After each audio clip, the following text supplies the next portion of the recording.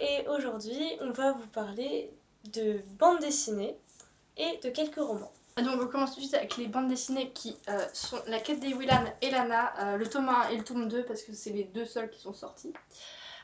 C'est l'adaptation des livres de Pierre Bottero et Lana, donc une trilogie, une super trilogie que j'ai vue quand j'étais petite, que j'ai adorée.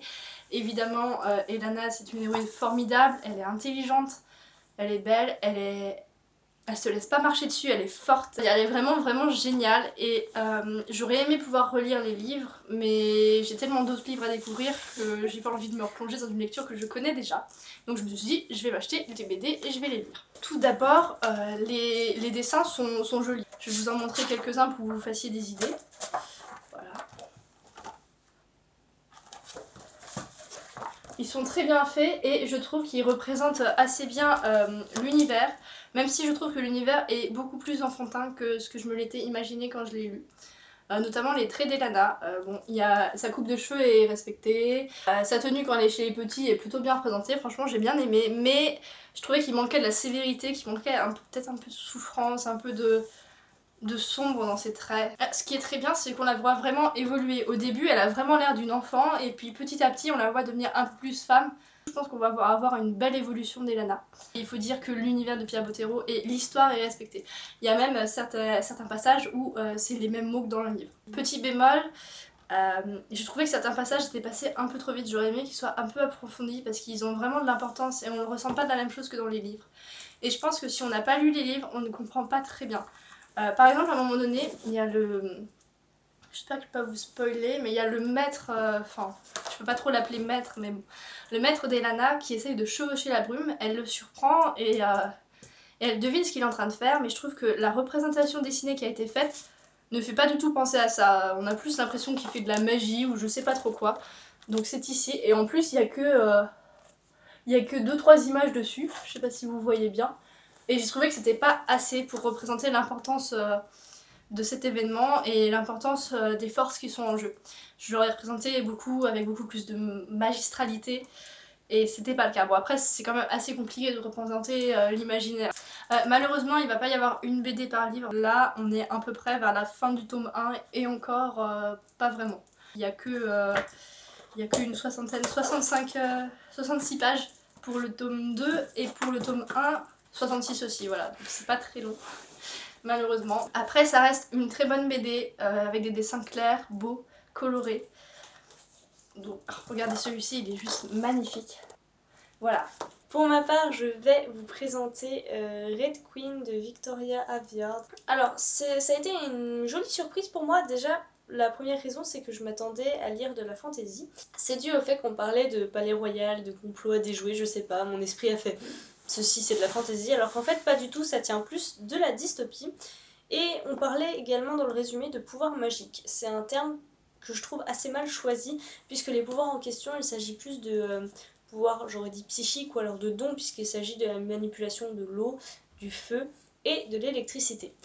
Oui, parce que nous sommes dans une civilisation qui a connu l'électricité, donc il y a pas mal d'éléments technologiques, et donc c'est l'aspect un peu original, je trouve. Parce que finalement, en fait, l'univers en lui-même n'est pas très original au sens où on se trouve avec une population coupée en deux, donc d'un côté les riches, les puissants, ceux qui ont les pouvoirs magiques et qu'on appelle les sangs d'argent, donc tous les nobles notamment, et les pauvres qui n'ont pas de pouvoir, qui n'ont pas d'argent, qui triment toute leur vie, qui sont imposés, enfin qui ont une espèce de service militaire imposé et qui vont se faire massacrer dans des plaines où les sangs d'argent bien sûr ne mettent pas les pieds. Voilà, donc ça en soi c'est pas super original. Et on va suivre Mar, une jeune fille pauvre et rebelle, qui va tout faire pour essayer d'échapper au service militaire. Et en fait, elle va se découvrir des pouvoirs magiques. Et à partir de là, sa vie va basculer parce qu'on va la faire passer pour une sang d'argent. C'est-à-dire que la moindre personne qui peut voir une goutte de son sang, tout tombe à l'eau. Donc elle doit se cacher, elle vit sur le fil d'un rasoir, elle doit déjouer les complots, comprendre à qui faire confiance. Et j'ai bien aimé, il n'y a pas vraiment de pause, on est tout le temps sur des rebondissements qui sont plutôt bien amenés, il n'y a rien qui tombe du ciel. Les relations entre les personnages sont assez bien jouées, la façon dont elles se créent, la façon dont elles évoluent. Donc il y a les alliés qui deviennent des ennemis, puis c'est flou, puis voilà, ça c'était très bien fait. Après, j'ai quand même un petit bémol au niveau comment dire, des explications parfois, ça tourne un peu en rond. Alors, c'est écrit à la première personne et l'écriture n'est pas hachée, comme quoi c'est possible. Par contre, effectivement, ça tourne en rond au sens où Mar, donc l'héroïne, se souvient de pourquoi elle fait ci, pourquoi elle fait ça. Donc en fait, ça fait un peu l'effet récapitulatif de ce qui s'est passé avant. Et moi, franchement, ça m'a un peu agacée, puisque j'avais pas besoin de ça pour suivre ce qu'elle faisait. Autre petit point négatif, il y a une espèce de triangle amoureux. Alors dans ce premier tome, c'est assez léger, donc ça m'a pas trop dérangé, mais je sens avec la fin que ça va empirer par la suite, mais terrible. Pour autant, j'ai quand même envie de lire le tome 2, parce que la fin est plutôt bien amenée, et on reste en suspens. Donc j'ai envie de savoir ce qui va se passer par la suite. On passe à une lecture d'un genre un peu nouveau pour moi en tout cas. Si vous avez moins de 18 ans, si vous sentez que vous n'êtes pas prêt à écouter ce genre de choses, passez directement au livre suivant. Dans la barre d'infos, on va vous mettre les curseurs, vous pouvez cliquer dessus et puis aller directement à la suite, parce que ça va parler d'une lecture érotique. Au bonheur de ces dames de Angela BL, c'est une édition Piment Rouge de France Loisirs en fait. Donc je me suis dit, allez, ça va être pas mal de découvrir une lecture un peu plus sexy. J'espère néanmoins que le fond sera assez intelligent. Le truc qui m'a le plus attiré aussi, c'est le fait que ça se passe dans l'univers des livres. Donc en fait, une des héroïnes est une femme libraire. Un fait à noter est que l'héroïne n'est pas une femme mais un homme, Jérémy, qui a 18 ans. Il vient de passer son bac. Il va se retrouver tout seul dans un appartement à Paris pour faire Hippocane. Bon, évidemment, le truc le plus agaçant, c'est que le héros est niais, mais complètement niais. Bon, c'est dû à son âge, c'est pour qu'il puisse évoluer et se transformer en homme, évidemment. Mais au début, c'était chiant. Donc il rencontre cette jolie libraire qui lui fait complètement tourner la tête. Ce qu'il faut savoir, c'est qu'elle a 20 ans de plus que lui, à peu près. Elle répond à tous ses fantasmes, elle a une grosse poitrine, elle s'habille de manière très très moulante, sur des talons aiguilles, elle est super bien maquillée. Et donc forcément, tout de suite, lui, il est très attiré par cette femme, et cette femme ne paraît pas indifférente, et elle paraît même le draguer ouvertement. Donc il se laisse prendre dans ses filets, et elle va lui faire découvrir le sexe. Et je veux bien, il y a des histoires d'amour avec des gens qui ont une grosse différence d'âge, mais là c'était pas une histoire d'amour au début. Mais en plus, il était puceau, donc il connaissait pas du tout cette partie de la vie. Et cette femme en avait conscience. Et à aucun moment il a trouvé son comportement étrange, abusif ou quoi que ce soit. Donc au début ça a commencé quand même pas trop mal, malgré le côté niais du personnage. Il y avait quelques petites scènes évidemment de sexe, même si ça rentre pas tout de suite dans le vif du sujet. Et malheureusement, au bout de, on va dire, 100-200 pages, ça commence à tourner tout le temps autour de la même chose. On revoit les mêmes scènes expliquées différemment, et c'est là que ça a commencé à me peser. Heureusement, vers le milieu-fin, ça a commencé à s'améliorer.